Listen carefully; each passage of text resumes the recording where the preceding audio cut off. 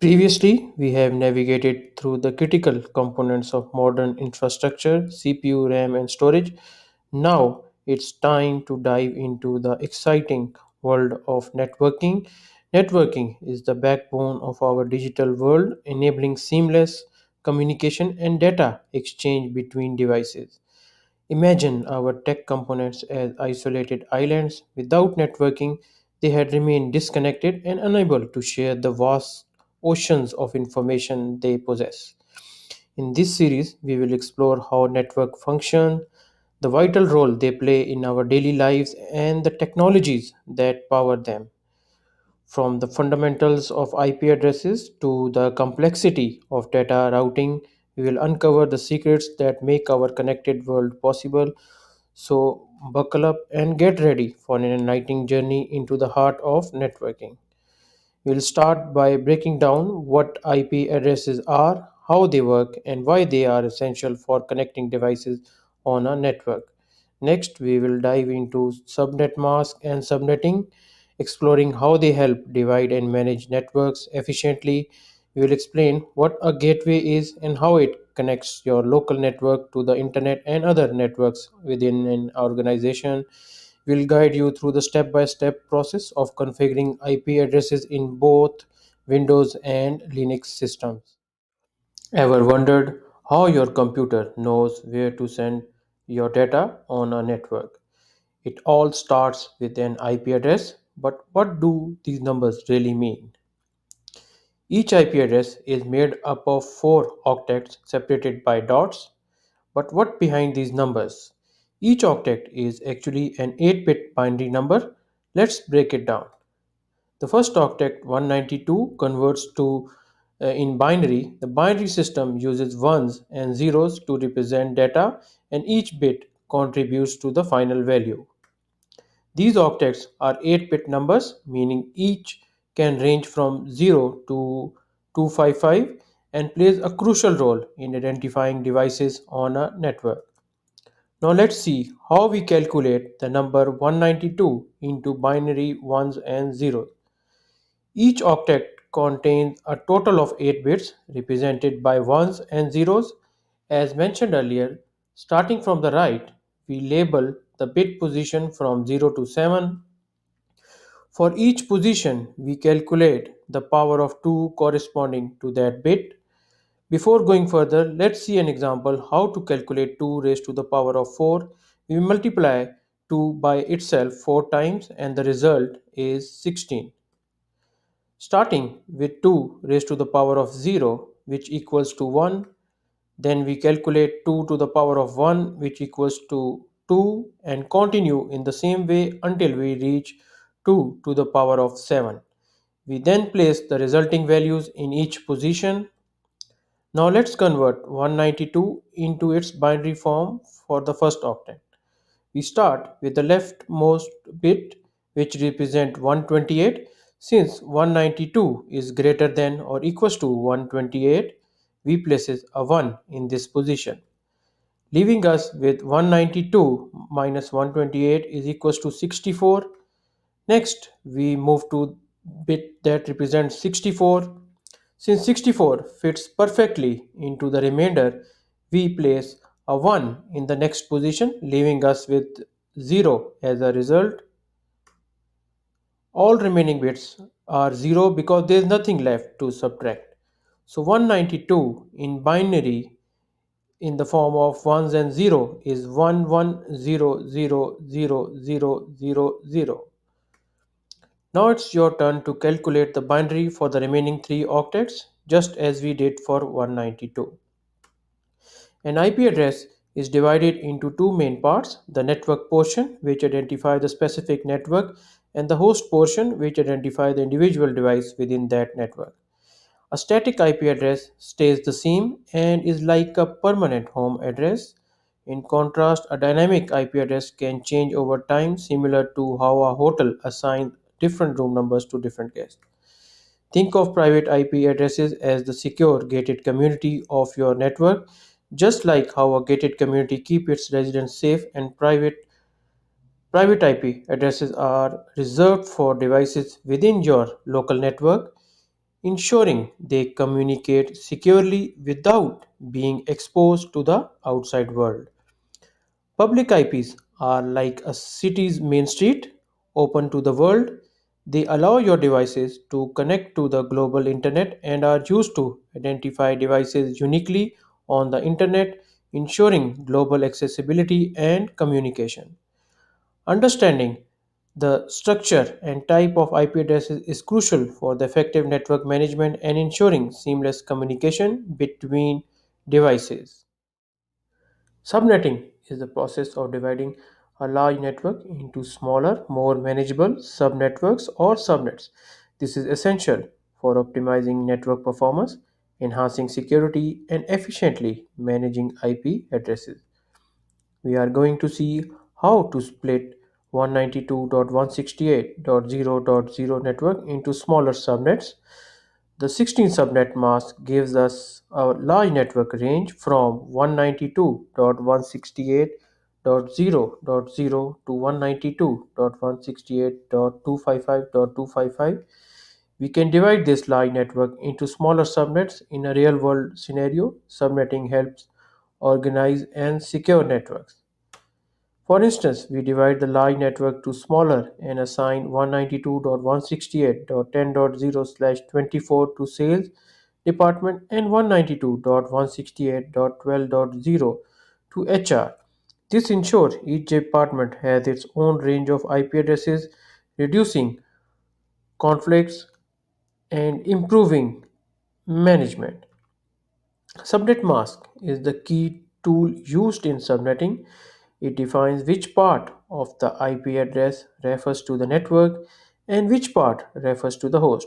For example, with the subnet mask 255.255.255.0, the first three octets of the IP address represent the network portion and the last octet represent the host portion. When you apply a subnet mask to an IP address, it allows you to identify the network and host portion of the address, which is essential for creating and managing subnets within a large network. Using the same method we learned earlier, we will convert this number into binary format and count the number of ones. In this case, we have 24 ones, so the subnet mask is 24 with the subnet mask of 255.255.255.0. The IP address range would be from 192.168.10.2 to 192.168.10.254. To find out how many IP address range are available in a subnet, we use a simple formula 2 raised to the power of the number of host bits minus 2. Let's continue with an example for a subnet 192.168.10.0. The subnet mask in binary is this in ones and zeros format. Here the first 24 bits are used for the network and the remaining 8 bits are used for hosts. With 8 bits available for hosts, we calculate 2 raised to the power of 8 minus 2, which give us 256.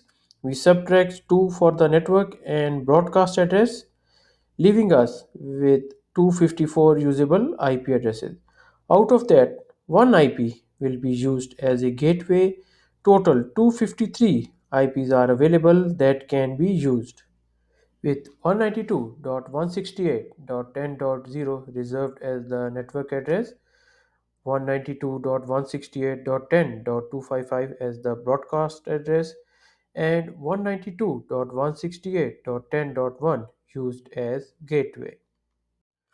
Understanding IP ranges within the subnet is crucial for properly assigning addresses and ensuring that your network resources are allocated efficiently. By using subnetting and subnet masks, network administrator can effectively manage and scale networks, ensuring they operate smoothly and securely. A gateway is a critical device that connects your local network not only to the internet but also to other networks within your organization. It serves as the central hub for data routing, ensuring seamless communication both internally and externally.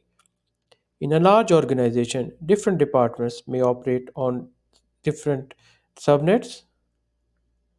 The gateway plays a vital role in connecting these subnets, allowing devices in HR to communicate with devices in sales, for example, even though they are on different networks. Within each subnet, the first IP address is often reserved for the gateway, while the last IP address is reserved for the broadcast address, which is used to send data to all devices in the subnet.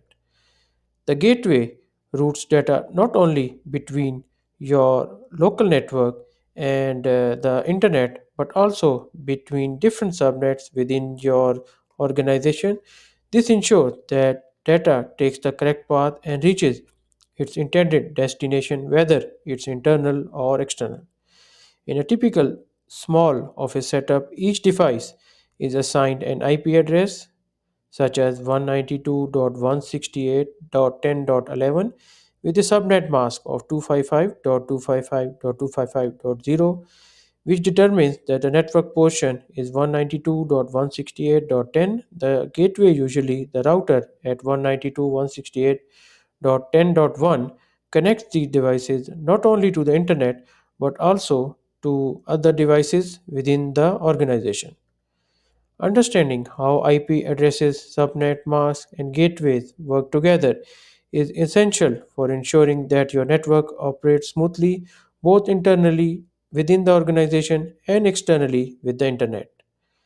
Configuring IP address is a fundamental task for network management. Whether you are using Windows or Linux, the process ensures that your devices are properly connected to the network.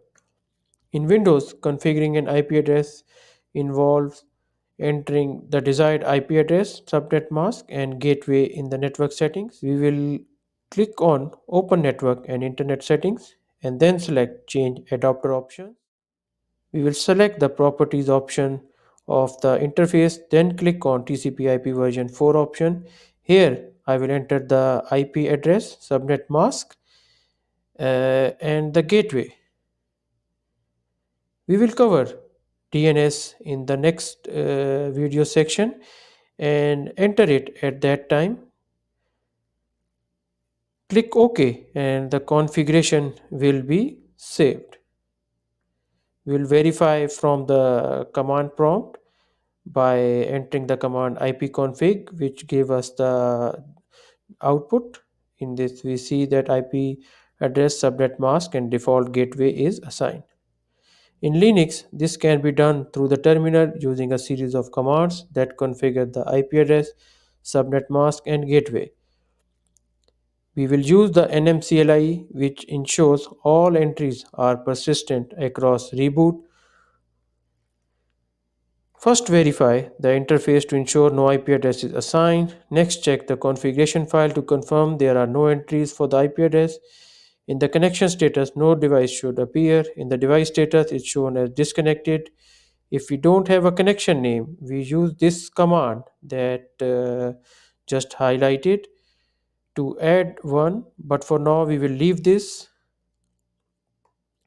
First, use this command to set the IP address and netmask.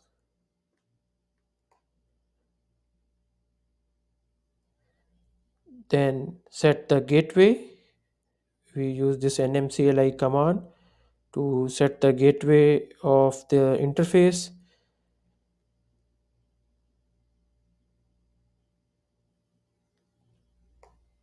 Then change the interface from DHCP to static. We will select this command, which you will use to copy and paste on the terminal. I already copied all the commands that needs to be entered. Finally, to bring up the interface, we use NMCLI connection up with the interface name. Now we will verify all entries in the configuration file, check the device status, and ensure the connection device is appearing.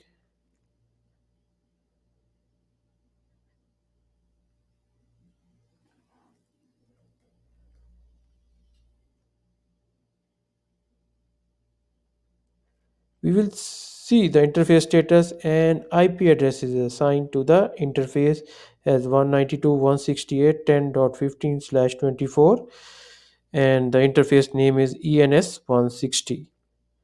And that's it. You now have a comprehensive understanding of networking essentials from IP addresses and subnetting to gateways. These concepts form the backbone of how our digital world operates. In the next video series, we will cover DNS, hostname, NTP, port, and firewall communication. We will also dive into switch and router configurations, VLANs, and the troubleshooting required to set up networking on the infrastructure. If you found this video helpful, don't forget to like, subscribe, and drop a comment with any question. Thanks for watching and happy networking.